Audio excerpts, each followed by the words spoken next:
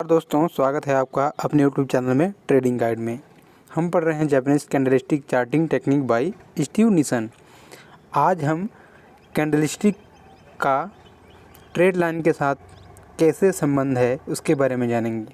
कैसे वहाँ पर सपोर्ट रेजिस्टेंस बनता है ट्रेड लाइन पर, तो कैंडल का फॉर्मेशन, कौन सा फॉर्मेशन सबसे अच्छा होता है, जिसमें हम जानेंगे रिवर्सल कैंडल के बारे में।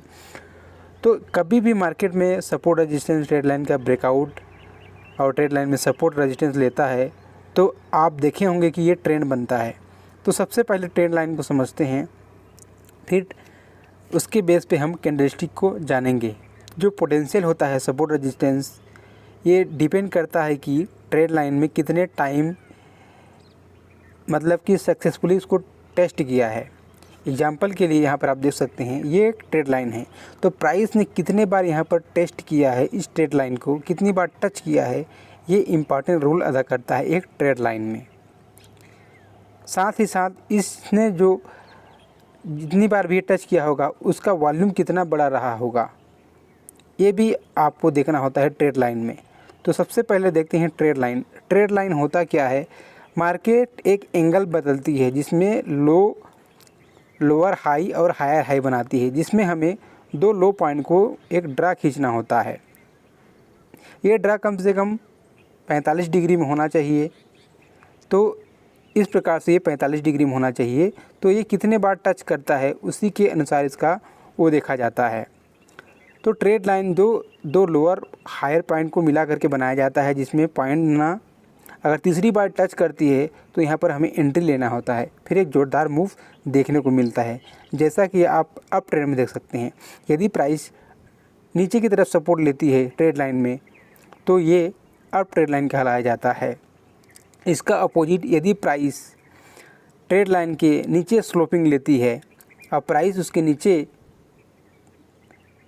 बिहेव करती है और जितनी बार टच करती है तो हमें थर्ड एंट्री में, यानी कि दो हायर लो पॉइंट को मिला करके एक ट्रेड लाइन ड्रा किया जाता है। अगर तीसरी बार उसको टच करता है तो हमें ट्रेड मिलता है, वो भी डाउन ट्रेंड की तरफ। तो इसे डाउन ट्रेंड स्लोपिंग बोला जाता है, अप ट्रेंड में अप ट्रेंड स्लोपिंग बोला जाता है।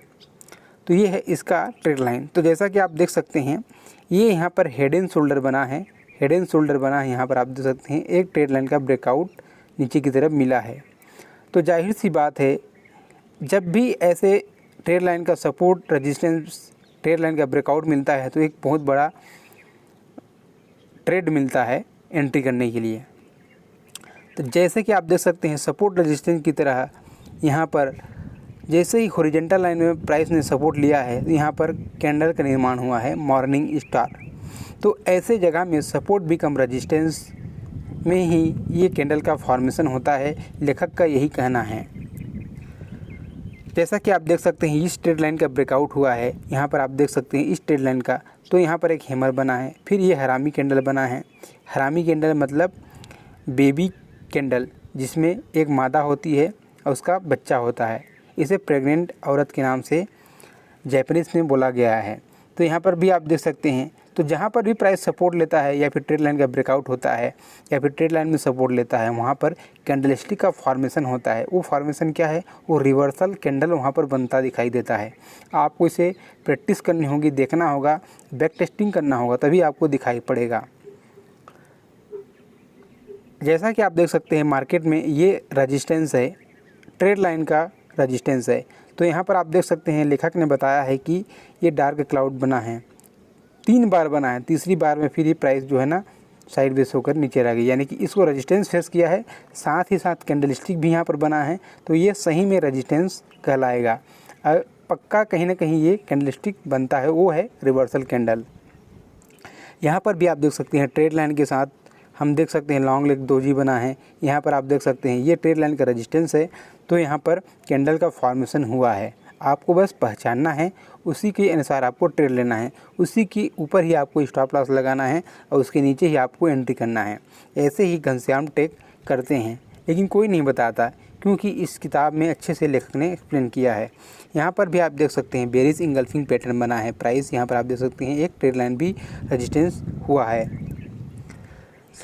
अब देखते हैं अप ट्रेड लाइन का कैसे रेजिस्टेंस बनता है। तो जैसे कि आप देख सकते हैं अप ट्रेड लाइन मार्केट जैसे लोअर हाई और हाई हाई बनाता जाता है, लेकिन उसमें एक रेजिस्टेंस क्रिएट होता है अप ट्रेड लाइन का। अब प्राइस जो है ना वहाँ से फिसल के वहाँ से सेलिंग देखने को मिलता है।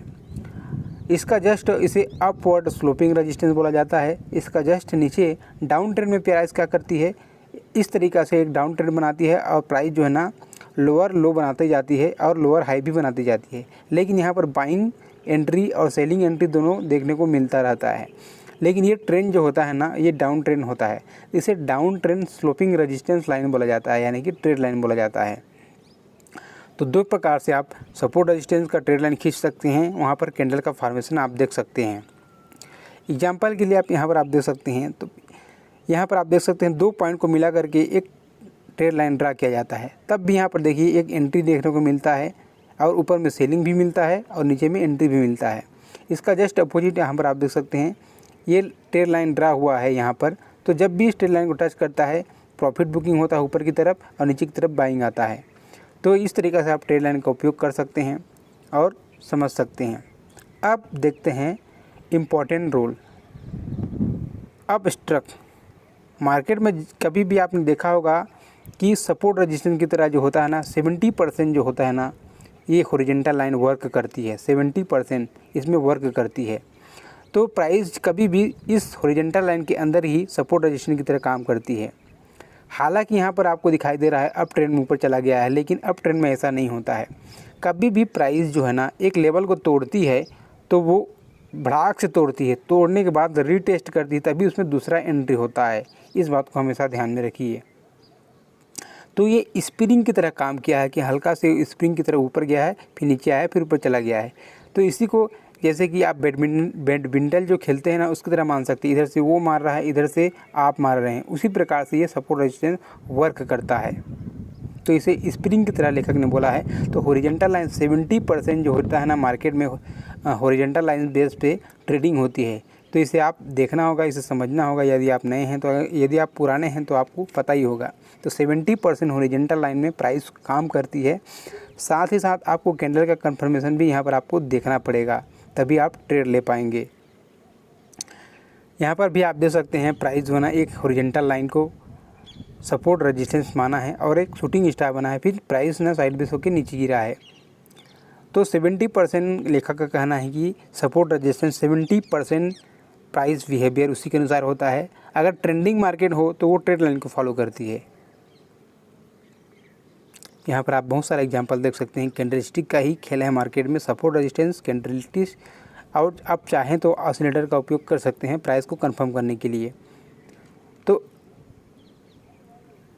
अगला पॉइंट है इसमें, अब आता है change in polarity. Change in polarity का क्या मतलब है, वो है जो पुराना जो सपोर्ट रहेगा मार्केट में, ये यदि प्राइस ने यहाँ पर सपोर्ट लिया है तो अगर ये टूटता है तो ये जो है ना अब अगर फिर इसको रीटेस्ट करता है तो ये रेजिस्टेंस बन जाता है। इसी को पोलैरिटी बोला जाता है, पोलैरिटी प्रिंसिपल बोला जाता है। यानी कि जो प्राइस पहले सपोर्ट था वो अब टूटने के बाद जो है ना रेजिस्टेंस बन जाता है, उसके बाद ही प्राइस में गिरावट आती है। या फिर जो रेजिस्टेंस रहता है, जो प्राइस रेजिस्टेंस रहता है, अगर उस प्राइस को तोड़ देता है प्राइस, तो जो है ना फिर अगला पॉइंट जो होता है ना रीटेस्ट जो बोलते हैं हमें, वो बन जाता है, सपोर्ट बन जाता है। तो इसी को लेखक ने बताया है, जो सपोर्ट रेजिस्टेंस लेवल होता है ना उसको देखना है कि कितने बार उसमें टेस्ट किया गया है, ये इंपॉर्टेंट रोल है। तो कम से कम 3 बार तक उस प्राइस में आना चाहिए प्राइस, तो हम उसे मान सकते हैं सपोर्ट और रेजिस्टेंस। लेकिन चौथी बार आता है तो हम सोच सकते हैं कि उसका टूटने का चांसेस ज़्यादा है। दूसरा है इसमें ओपन इंटरेस्ट और वॉल्यूम कितना होना चाहिए। प्रत्येक बार जो टेस्ट किया है ना जिस लेवल को, उस पर वॉल्यूम देखना है और ओपन इंटरेस्ट देखना है। तो आइए इसके समझते हैं चेंज ऑफ पोलैरिटी, जिसे मलखांस यू सर बोलते हैं। जो सपोर्ट होता है ना वो रेजिस्टेंस बन जाता है। तो यहाँ पर आप देख सकते हैं प्राइस 3 बार तक 1, 2 एंड 4th बार इसको इस लेवल को तोड़ा है, तोड़ने के बाद रिटेस्ट किया है और नीचे आया है। यानी जो एक नया रेजिस्टेंस बन गया, जो सपोर्ट था ओल्ड वाला सपोर्ट, वो नया रेजिस्टेंस बन जाता है, फिर प्राइस में गिरावट आती है। जस्ट इसका अपोजिट आप देख सकते हैं, प्राइस जो है ना पहले का एक पुराना रेजिस्टेंस था, फिर इसको ब्रेक दिया, ब्रेक करने के बाद जो है ना अब इसका सपोर्ट बन जाता है। इसको मैं समझाने के लिए आप लोगों को अच्छे से एक्सप्लेन करता हूँ। जैसे 100 रुपये का कोई प्राइस है, प्राइस यहाँ पर होल्ड किया है, 100 रुपये में लोगों ने खरीदा, लेकिन उसका रेट जो है ना बढ़ नहीं रहा, तो अचानक से इसका रेट घट जाता है। घटने के बाद फिर रेट जो है ना बढ़ जाता है, तो फिर लोग इसको बेच देते हैं। इसका जस्ट अपोजिट आप देख सकते हैं, प्राइस जो है ना 100 रुपये में यहाँ पर यहीं से मार्केट ऊपर जा नहीं रहा था, किसी रेट का प्राइस जो है ना 100 रुपये से ज़्यादा नहीं जा रहा था, लेकिन अचानक बढ़ जाता है। बढ़ने के बाद फिर वो रेट कम हो जाता है, तो सारे लोग खरीदने लगते हैं कि आप कहीं और ना बढ़ जाए। इस प्रकार से ये पुराना रेजिस्टेंस सपोर्ट बन जाता है, पुराना सपोर्ट एक रेजिस्टेंस बन जाता है, जिसे सपोर्ट बिकम रेजिस्टेंस बोला जाता है, जिसे कैंडलस्टिक की भाषा में चेंज ऑफ पोलैरिटी बोला जाता है। इसको आपको समझना होगा, और यही मार्केट का असली खेल है। यहाँ पर आप देख सकते हैं प्राइस जो है ना, इस प्राइस को फर्स्ट बाप में तोड़ नहीं पाया, इस रेजिस्टेंस को फेस नहीं कर पाया, और ब्रेकआउट देने के बाद ना रीटेस्ट किया, रीटेस्ट करने के बाद जो है ना ये सपोर्ट बन गया। ये जो एरिया है ये सपोर्ट बन गया, सपोर्ट बनने के बाद इसके अंदर में ताकत आई। तो ऐसे करते करते मार्केट ही गया है, ऐसे ही जाता है, इस बात को आपको समझना होगा। सेम इसी तरीक़े से आप देख सकते हैं, ये जो लेवल है ये 2 बार टेस्ट हो चुका था, तीसरी बार मार्केट ने इसको ब्रेक किया, ब्रेक करने के बाद जो है नया रेजिस्टेंस बन गया, जो सपोर्ट था वो रेजिस्टेंस बन गया, उसके बाद प्राइस नीचे आ गई। ये यहाँ पर आप देख सकते हैं प्राइस जो है ना एक एंगल में चल रही थी, फिर फर्स्ट बार में इसको ब्रेक नहीं कर पाने, दूसरी बार में ब्रेक करने के बाद इसको रीटेस्ट किया, जो रेजिस्टेंस था ये सपोर्ट बना, उसके बाद ही ऊपर गया। तो ऐसे ही होता है मार्केट में, इस खेल को आपको समझना होगा। तो बहुत सारे एग्जांपल आप दे सकते हैं, जो ये 3 बार तक रेजिस्टेंस था, चौथी बार में ब्रेक किया, ब्रेक करने के बाद सपोर्ट बन गया, ये जो रेजिस्टेंस था ये सपोर्ट बन गया, उसके बाद ऊपर गया। तो ऐसे ही मार्केट में होता है, यही मार्केट का असली खेल है, चेंज इन पोलैरिटी इसी का खेल है। सेम इसी तरीक़े से आप बहुत सारे एग्जांपल आप देख सकते हैं, जो पहले सपोर्ट हुआ करता था अब ये रेजिस्टेंस बन गया है, अब फिर रेजिस्टेंस बनने के बाद ना प्राइस नीचे आ जाती है। तो इसी तरीक़े से ये वर्क करता है। तो ये था ट्रेड लाइन का कॉन्सेप्ट जो हमने इस वीडियो में जाना। अब हम देखते हैं इसी वीडियो के अंदर में कैंडलस्टिक का कैसे रिट्रेसमेंट के साथ हमें ट्रेडिंग करना है। तो रिट्रेसमेंट क्या होता है, फिबोनाची रिट्रेसमेंट। तो इसमें 3 पॉइंट हमेशा इंपॉर्टेंट होता है। जैसे प्राइस ऐसे ऐसे करके जा रही होती है, तो इस पॉइंट से लेकर के इस पॉइंट तक एक फिबोनाची पॉइंट ड्रा किया जाता है। तो ये 3 पॉइंट का लेवल जो है ना देखने को मिलता है, 38%, 50% और 61% या फिर 62%। तो प्राइस यहाँ पर कितना परसेंट रिट्रेसमेंट लेगी, तो ज़्यादातर जो खेल होता है मार्केट का 50%, ये इंपॉर्टेंट रोल होता है। यहाँ से ज़्यादातर मार्केट ना रिवर्सल लेती है, तो ये 50%, तो ये यहाँ से मार्केट 3 पॉइंट से रिवर्सल लेके ही ऊपर जाती है। तो इस पॉइंट से इस पॉइंट तक ये कोई ना कोई फॉर्म में आएगा, 38% आएगा, 50% आएगा, 61% आएगा। फिर यहाँ से आप ड्रा करेंगे तो यहाँ पर भी कोई ना कोई ये पॉइंट आएगा। तो इस तरीक़ा से रिट्रेसमेंट लेते लेते मार्केट ऊपर नीचे होती है। इसका जस्ट अपोजिट डाउन ट्रेंड में आपको या इस पॉइंट से लेकर इस पॉइंट तक एक स्विंग पॉइंट में ही आपको फिबोनाची ड्रा करने आना चाहिए। इसका जस्ट अपोजिट यहाँ पर है, ये रेजिस्टेंस की तरह काम करता है। ये प्राइस जो है ना अगर ऊपर जाती है तो ये जो लेवल है सपोर्ट की तरह काम करेगी, और डाउन ट्रेंड में जो है ना ये रेजिस्टेंस की तरह काम करेगी। तो ये इसका खेल है। आपको ये लगा करके देख सकते हैं, यहाँ पर ये 50% लिया है, ये यहाँ पर भी 60% लिया है, यहाँ पर देख सकते हैं। तो इस तरीक़ा से मार्केट में ट्रेड लाइन करते करते रिट्रेसमेंट लेते लेती करेक्शन करती करती मार्केट जो है ना नीचे और ऊपर होती है। तो फिबोनाची के आधार पर आप कैंडल को देख सकते हैं, यहाँ पर इंगल्फिंग बना है, कोई ना कोई रिवर्सल कैंडल ही बनेगा। तो आपको फाइंड आउट करना है और ट्रेड लेना है। ये है इसका किताब का जो लेखक ने बताया। अब इसी में देख लेते हैं हम मूविंग एवरेज के साथ हमें कैसे उपयोग करना है। तो मूविंग एवरेज इम्पॉर्टेंट रोल अदा करता है। आप मूविंग एवरेज को सपोर्ट, रेजिस्टेंस, ट्रेड लाइन दोनों की तरह उपयोग कर सकते हैं। तो हाउ टू यूज़ करना है, कैसे यूज़ करना है, तो लेखक बताते हैं कि 65 डे का मूविंग एवरेज और 40 दिन का जो मूविंग एवरेज होता है ना, 40 पीरियड का और 65 का, लेखक रेकमेंड करते हैं इसको यूज़ करने के लिए। आप इसे बैक टेस्टिंग कर सकते हैं। मूविंग एवरेज जो होता है ना सपोर्ट रेजिस्टेंस लेवल की तरह एक्ट करते हैं, लेखक का यही कहना है। यदि प्राइस जो है ना मूविंग एवरेज के ऊपर क्लोज करती है, तो 2 बार 3 बार ऊपर क्लोज करती है, तो ये सपोर्ट बन जाती है। अगर नीचे मूविंग एवरेज के नीचे है प्राइस, तो ये रेजिस्टेंस की तरह एक्ट करेगी। अगला है मूविंग एवरेज एक परसेंटेज बेस भी सपोर्ट रेजिस्टेंस की काम करेगी। जैसे प्राइस यहाँ पर जा रही है ऐसे, अब मूविंग एवरेज यहाँ पर है, तो कितना % करेक्शन आएगा इसमें, और करेक्शन करने के बाद ना फिर ट्रेंड को पकड़ेगा, ये भी रोल अदा करता है मूविंग एवरेज। इसके बारे में भी लेखक बता रहे हैं। और ये स्लोपिंग की तरह भी काम करता है। जैसे ये मार्केट ऊपर जा रही है तो ये सपोर्ट भी काम करेगा। इस तरीक़ा से ना ये सपोर्ट लेगा, इसमें कितने बार भी सपोर्ट लेगा मूविंग एवरेज में, ये सपोर्ट की तरह भी काम करेगा, यानी कि ट्रेड लाइन की तरह काम करेगा। तो एग्जांपल यहाँ पर आप देख सकते हैं 65 डे का मूविंग एवरेज यहाँ पर लगाया है और प्राइस ने यहाँ पर 3 बार तक सपोर्ट लिया है। तो हमने बोला था कि 3 बार तक सपोर्ट माना जाता है, फिर एक उछाल देखने को मिलता है। चौथी बार अगर इसमें आता तो ये इसको ब्रेक कर देता। जस्ट इसका अपोजिट आप देख सकते हैं, प्राइस ने इस लाइन को तोड़ा, 65 डेज को तोड़ा, फिर ये रेजिस्टेंस बन गया, रेजिस्टेंस बनाने के बाद नीचे आ गया। तो सेम चेंज इन पोलैरिटी हुआ है यहाँ पर और रेजिस्टेंस की तरह काम किया है। सेम इसी तरीके से आप देख सकते हैं प्राइस ने इसके ऊपर था 65 डे के ऊपर, तो ये सपोर्ट की तरह काम किया हर बार और एक ऊपर की तरह चला गया और रिवर्सल कैंडल यहाँ पर 2 विजल बॉटम देखने को मिला और हैमर कैंडल देखने को मिला। यहाँ पर आप डुअल मूविंग एवरेज भी लगा सकते हैं और चाहे तो आप ऑसिलेटर भी लगा सकते हैं। तो डुअल मूविंग एवरेज में आपको क्रॉसओवर देखना होता है कि मार्केट ने कहाँ पर क्रॉसओवर लिया है। तो यहाँ पर आप देख सकते हैं 40 दिन का मूविंग एवरेज और 13 दिन का मूविंग एवरेज। बात करें घनश्याम सर की तो वो 20 दिन का मूविंग एवरेज और 13 दिन का मूविंग एवरेज भी लगाते हैं और 30 दिन का मूविंग एवरेज भी लगाते हैं। तो अपना अपना सेटअप है, अपना अपना तरीका है एंट्री करने का। तो इसे आप बैक टेस्टिंग भी कर सकते हैं। 13 दिन का, 40 दिन का आपने उसका नाम सुना होगा, सिद्धार्थ नाम का एक चैनल है, उनका भी सिद्धार्थ भानुशाली नाम का एक चैनल है, वो रेकमेंड करते हैं 40 दिन का मूविंग एवरेज को यूज़ करने के लिए।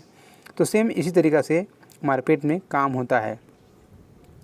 ये था मूविंग एवरेज के बारे में। साथ ही साथ ऑसिलेटर के बारे में भी लेखक बता रहे हैं कि प्राइस ना ऑसिलेटर जो होता है ना, डाइवर्जन को फाइंड आउट करने में बहुत बड़ा रोल अदा करता है। यहाँ पर भी आप देख सकते हैं कोई भी ऑसिलेटर लगाते हैं, चाहे स्टोएस्टिक हो चाहे MACD हो, तो MACD के बारे में लेखक बताते हैं कि ये डाइवर्जन अच्छा बताता है। ये यहाँ पर आप देख सकते हैं ये लोअर लो बना है तो ये हायर हाई बना है, तो ये डाइवर्जन में परफेक्ट एंट्री कैंडलस्टिक के साथ आप देख सकते हैं और एंट्री ले सकते हैं। यहाँ पर भी बहुत सारा एग्जांपल दिया। तो MACD के बारे में लेखक ने बताया कि डाइवर्जन अच्छा काम करता है। तो वही बता रहे हैं ऑसिलेटर के बारे में। 14 नंबर चैप्टर में ये बताते हैं कि ऑसिलेटर क्या है। RSI में आप कभी भी ओवरबॉट ओवर जो सेल जोन होता है 70-80 का जो पॉइंट होता है ना, वो सप्लाई जोन होता है और ये जो होता है डिमांड जोन होता है। इस बात को हमेशा ध्यान में रखना है और इसमें ही आपको वो बनता दिखाई देता है। क्या वो है? डाइवर्जन। तो डाइवर्जन को बेस्ट तरीका लेखक ने बताया ट्रेड करने के लिए। तो आइए इसको समझते हैं। तो डाइवर्जन आप देख सकते हैं RSI, साथ ही साथ यहाँ पर कैंडल का कन्फर्मेशन बुलिश इंगल्फिंग बना है। प्राइस ने यहाँ पर लोअर लो बनाया है यहाँ पर एक, लेकिन डाइवर्जन क्रिएट हुआ है और यहाँ पर भी आप देख सकते हैं हाई हाई बना है, ये डाइवर्जन बना है, यानी कि स्ट्रेंथ नहीं है ऊपर जाने की, ये स्ट्रेंथ को बताता है RSI। तो डाइवर्जन में अच्छा सेटअप मिलता है एंट्री करने का। सेम इसी तरीके से आप देखते हैं प्राइस ने लोअर लो बनाया है और ये प्राइस जो है ना ऊपर की तरफ जा रही है। RSI का स्ट्रेंथ यानी कि ताकत, और ऊपर चला गया। यहाँ पर भी आप देख सकते हैं कैसे मार्केट काम करती है। एक कैंडलस्टिक का कंफर्मेशन भी देख सकते हैं और ऑसिलेटर का भी डाइवर्जन देख सकते हैं। स्टोएस्टिक के बारे में भी लेकर बताते हैं, वो भी बहुत अच्छा काम करती है। स्टोएस्टिक में भी एक जोन होता है 80 और 20 का लेवल। यहाँ पर आप देख सकते हैं ये प्राइस जो है हायर हाई बनाई, ये डाइवर्जन बना है और ये एंट्री ले सकते हैं। बिग प्रॉफिट जो होता है ना, डाइवर्जन में परफेक्ट एंट्री मिलता है, चाहे छोटा क्यों ना हो लेकिन एंट्री जरूर मिलता है। यहाँ पर आप देखते हैं लोअर लो बना है, ये सपोर्ट बना है और क्रॉसओवर मिला है। तो स्टोएस्टिक के बारे में अलग से आप वीडियो देख सकते हैं, लेकिन ये परफेक्ट तरीका है डाइवर्जन को ट्रेड करने का। सेम इसी तरीके से आप देख सकते हैं ये बना है हायर हाई बना है, ये लोअर लो बना है, यहाँ पर आप देख सकते हैं। तो बहुत सारा कॉन्सेप्ट है लेखक इसमें बताते हैं ट्रेड करने के लिए। साथ ही साथ कैंडलस्टिक का, रिवर्सल कैंडल का आपको उपयोग करना आना चाहिए, सपोर्ट रेजिस्टेंस और सपोर्ट बिकम रेजिस्टेंस पॉइंट में, यानी चेंज इन पोलैरिटी सिस्टम में आपको उपयोग करना आना चाहिए। ये था candlestick with volume and open interest. इसको हमें अवॉइड करते हैं क्योंकि इतना सारा कॉन्सेप्ट बहुत अच्छा काम करता है। ये फ्यूचर एंड ऑप्शन में ज़्यादा काम करता है, तो इसके लिए आप अलग से वीडियो देख सकते हैं कैंडलस्टिक का कैसे वॉल्यूम के साथ ओपन इंटरेस्ट के साथ उपयोग करना है। ये था इस किताब का डिटेल में हमने समरी जाना।